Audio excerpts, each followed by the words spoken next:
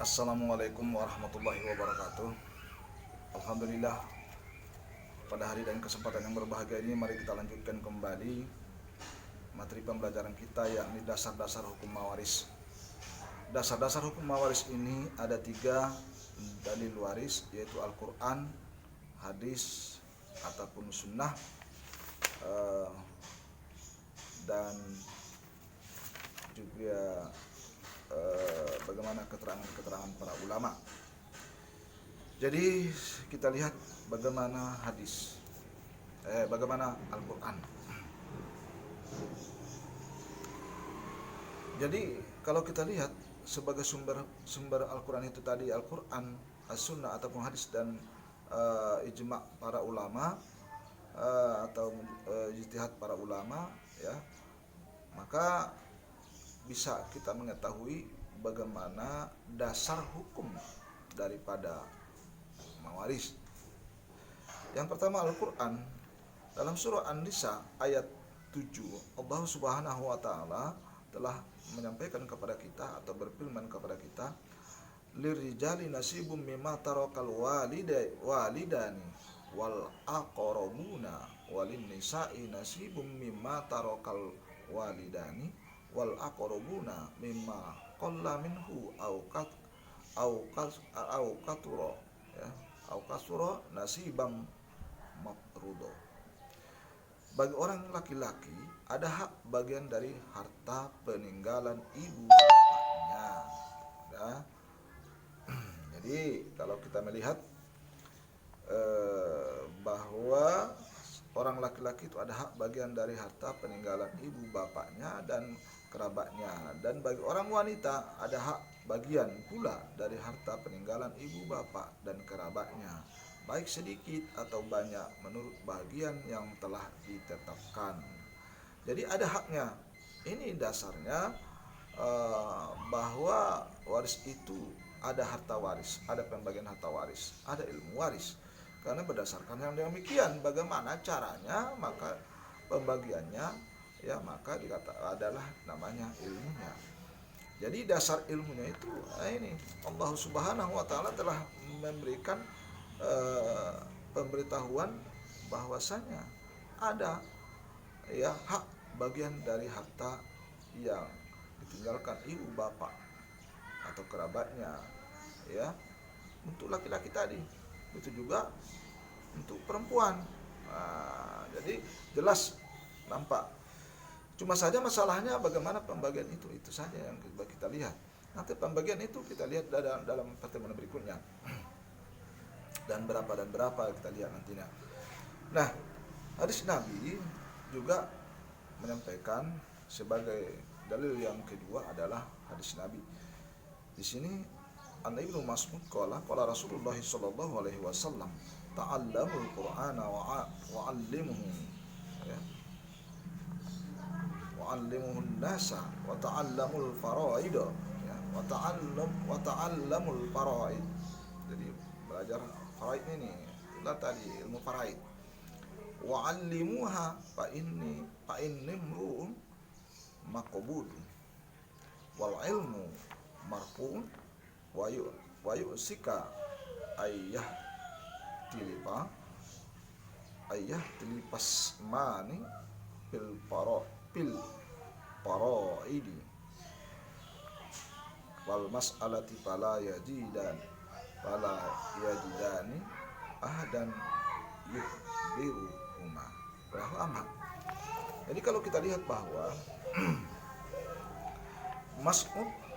Ibnu Mas'ud bersabda, Rasulullah SAW, ya, dari Ibnu Mas'ud katanya Rasulullah SAW bersabda, pelajarilah Al-Quran dan ajarkanlah ia kepada manusia, dan pelajarilah ilmu al-faraid.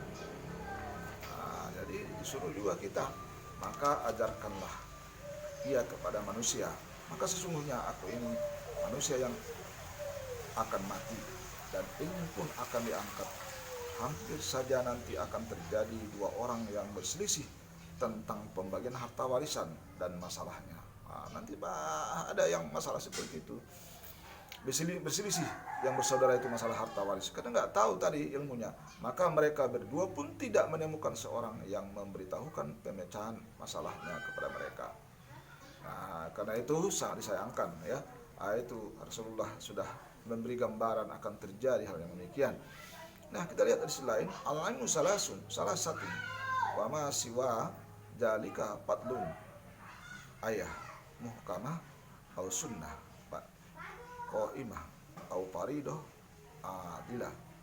Ilmu itu ada 3 macam, dan yang selain yang 3 macam itu sebagai tambahan saja. Ayat Muhammad, ayat muhkamat, saya ulangi, ayat muhkamat, sunnah yang datang dari Nabi, dan faraid yang adil. Hadis riwayat Abu Daud dan Ibnu Majah. Jadi kalau kita lihat berdasarkan hadis yang di atas tadi, maka mempelajari ilmu faraid itu adalah fardu kifayah.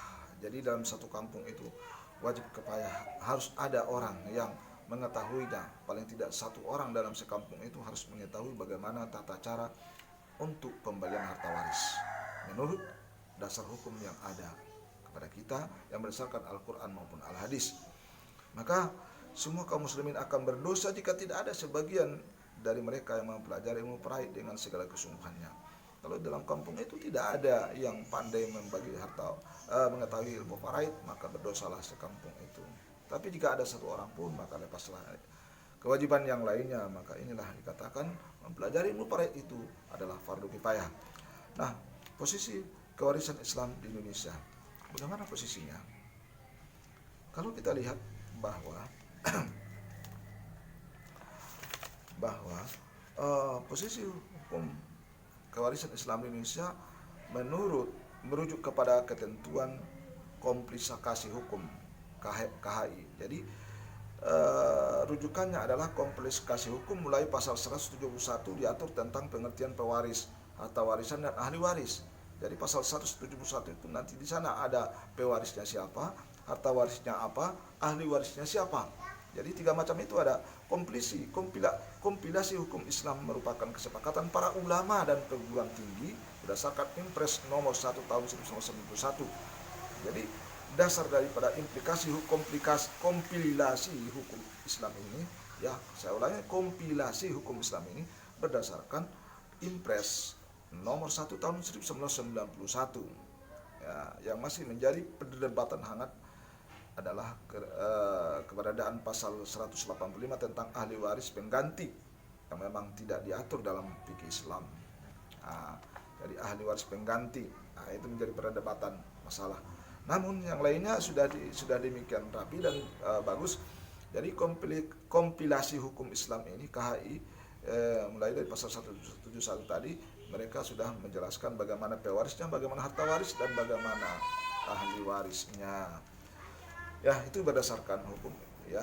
Jadi kompilasi hukum ini berdasarkan Impres nomor 1 tahun 1991. Itulah yang kita lihat sekarang ini, bagaimana tata cara pembagian harta waris kalau secara pemerintahan. Inilah ijma' tadi ulama. Nah, jadi dasar hukum Islam itu ada 3 tadi, termasuk yang ketiga inilah dia kompilasi hukum Islam. Ya, yang berdasarkan daripada Impres nomor 1 tahun 1991. Nah, bagaimana siapa dan bagaimana itu yang mendapat harta waris? Kita lihat di sini ada 2 macam, yaitu sebab hubungan perkawinan, sebab hubungan nasab ataupun hubungan darah.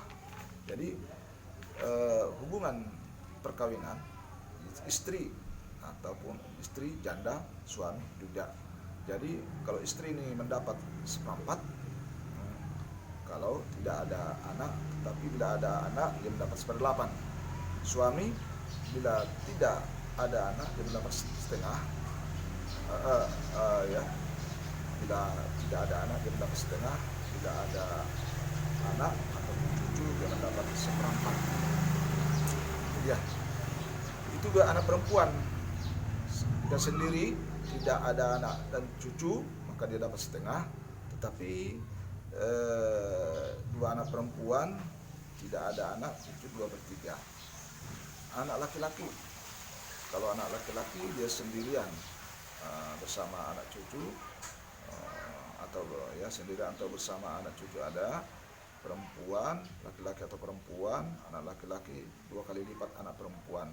Dia anak laki-laki ini asabah dia, menghabisi sisa yang ada yang di asabah ini ya. Jadi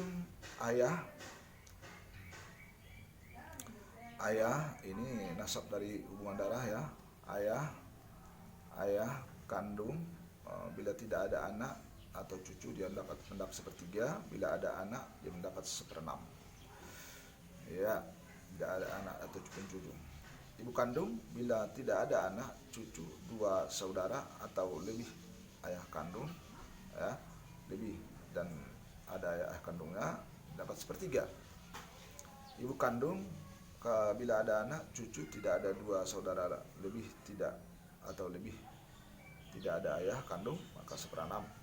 Bila tidak ada anak, cucu, 2 atau lebih saudara perempuan tetapi ada ayah kandung, 1/3 dari sisa setelah diambil istri atau janda atau duda atau suami ya.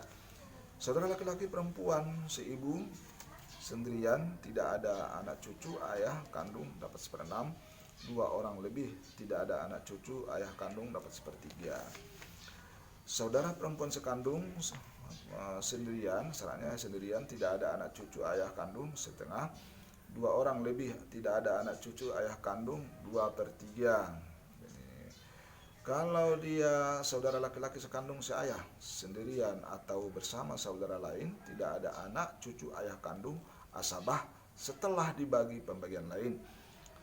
Cucu keponakan menggantikan kedudukan orang tuanya yang menjadi ahli waris. Persyaratan berlaku sesuai dengan kedudukan ahli waris yang diganti, ya, sesuai yang diganti didudukannya sebagai ahli waris. Nah, ini sebagai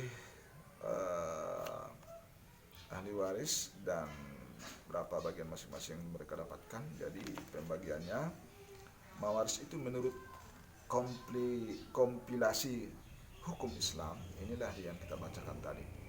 Jadi kompilasi hukum Islam ini dari perkawinan dan dari nasab, dari hubungan darah.